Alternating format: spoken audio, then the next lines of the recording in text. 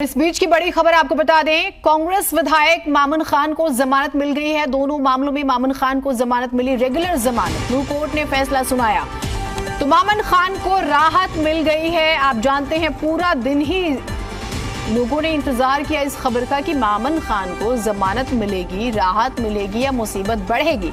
तो ये इस वक्त की सबसे बड़ी खबर है, मामन खान को राहत मिली है, मामन खान को जमानत मिल गई है और ये वाकई मामन खान के लिए बहुत बड़ी खबर हो जाएगी। आप जानते हैं नूह में हिंसा हुई थी और उस दौरान मामन खान जो विधायक भी हैं उनका नाम आया था। 14 सितंबर को मामन खान को अरेस्ट किया गया था और 15 दिन पहले ही उन्हें जो है अंतरिम जमानत, जो कि एंट्रिंग बेल आप समझते होंगे, एक टाइम पीरियड के लिए मिलती है, तो वो मिली हुई थी और आज रेगुलर बेल पर सुनवाई हो रही थी। तो देवेंद्र हमारे साथ, हमारे सहयोगी जुड़े हुए हैं। देवेंद्र, ये बहुत बड़ी राहत की खबर है मामन खान के लिए। जीना देखिए, बिल्कुल जिस तरह से लगातार मुसीबतें कहीं ना कहीं मामन खान की बड़ी हुई थी और मामन खान को 4 दिन की रिमांड दी गई थी, उसके बाद उन्हें जेल जाना पड़ा था। और लेकिन लगातार जिस तरह से कोर्ट की तरफ से 3 अक्टूबर को जो सुनवाई हुई थी 4 मामलों में, उसमें अंतिम जमानत दी गई थी। लेकिन आज इस पूरे मामले पर सुनवाई करते हुए कोर्ट ने दोनों ही मामलों पर सुनवाई की और जिस वक्त ये पूरी सुनवाई हो रही थी उस वक्त मामन खान कोर्ट में ही मौजूद थे। और लेकिन कोर्ट की तरफ से 2 बजे तक बहस चली इस पूरे मामले में और अब 5:30 बजे के बाद जिस तरह का फैसला आया, कहीं ना कहीं कहा जा सकता है कि मामन खान के लिए एक बड़ी राहत की बात है कि उनको अब रेगुलर जमानत दोनों ही मामलों में मिल गई है। और फिलहाल अभी डिटेल में जो ऑर्डर है वो आएंगे कि वो कहीं बाहर जा सकते हैं या नहीं जा सकते हैं, वो डिटेल्स में ऑर्डर कोर्ट की तरफ से आएंगे। लेकिन फिलहाल जिस तरह से जो रेगुलर बेल के लिए अप्लाई किया हुआ था मामन खान के वकीलों ने, उस पर सुनवाई करते हुए कोर्ट ने अपना फैसला दिया।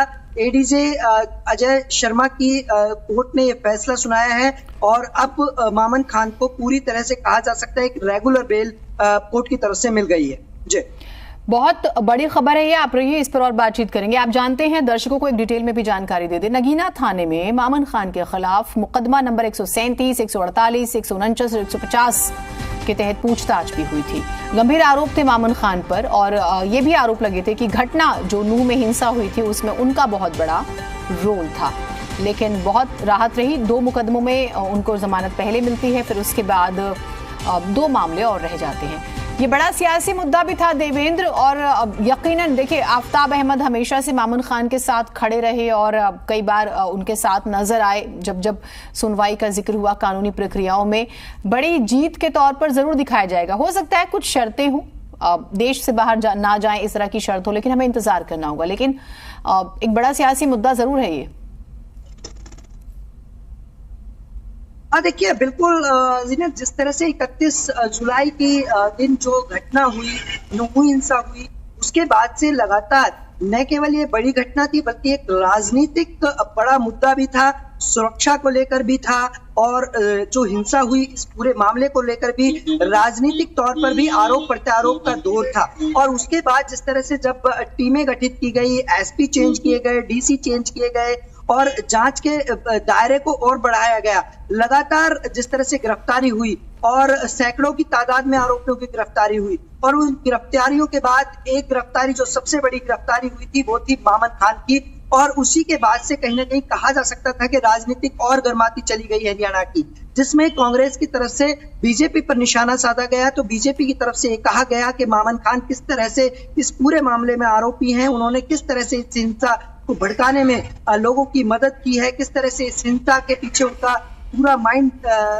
काम किया है। तो इन तमाम पहलुओं के बीच में फिर उसके बाद रिमांड पर पुलिस ने मामन खान को लिया, 2 दफा कोर्ट में पेशी हुई और जिस तरह से लगातार 2 बार रिमांड पर लिया गया। और इन रिमांड के दौरान में पुलिस ने दावा किया कि ये ऐसे अहम सबूत और दस्तावेज यहाँ से जुटाए गए हैं, मोबाइल की डिटेल्स जुटाई गई है जिसमें मामन खान ने लोगों से बात की है। उस टाइम जब हिंसा हो रही थी तो उनकी डिटेल्स उसमें जुटाई गई थी।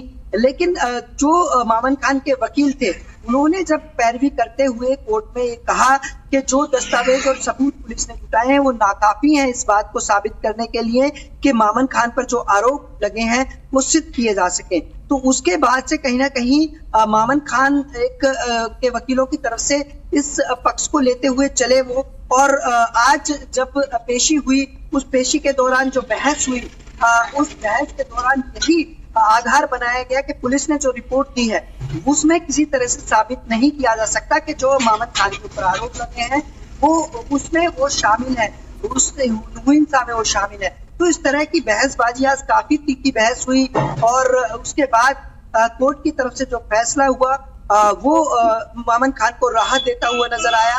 उनको जो अंतरिम जमानत मिली थी वो रेगुलर जेल में अब बदल गई है, लेकिन अभी डिटेल में ऑर्डर आएंगे कोर्ट के कि उनको अब किस तरह से आगे क्या वो कोई जनसभा कर सकते हैं, क्या कहीं वो बाहर जा सकते हैं हरियाणा से, देश से, इन तमाम पहलुओं पर, इन तमाम बिंदुओं पर कोर्ट के डिटेल में ऑर्डर आज कल सुबह तक मिल पाएंगे।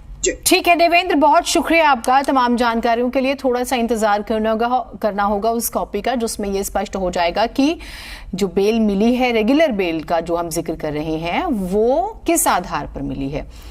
मुचलका होता है, कई बार स्पेसिफिक एक रकम होती है, सशर्त जमानत मिलती है, तो क्या शर्तें हैं, किस तरह की शर्तें हैं, उसके लिए हमें थोड़ा सा इंतजार करना।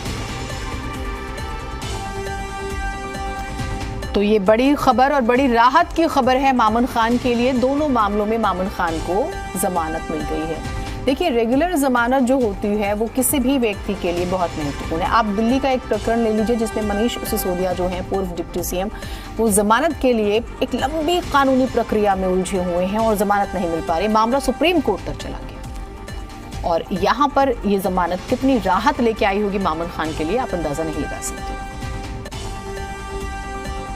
3/10/2023 को ऑनरेबल श्री अजय कुमार शर्मा जी की कोर्ट ने इंटरिम बेल दी थी।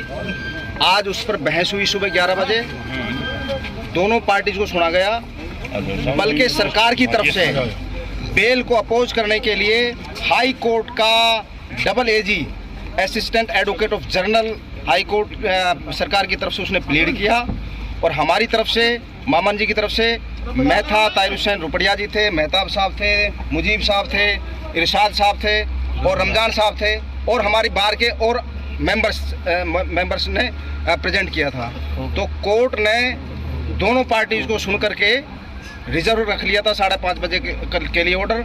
अभी कोर्ट ने 5 मिनट पहले अनाउंस किया है, जो इंटरिम बेल 3 तारीख को दी थी कोर्ट ने, उन दोनों केसों में कोर्ट ने आज उनको एब्सोल्यूट कर दिया है, यानी कि वो जमानत पक्की हो गई है अब मेवाती भाषा में। तो उन दोनों केसों में मामन जी को एब्सोल्यूट बेल मिल गई है।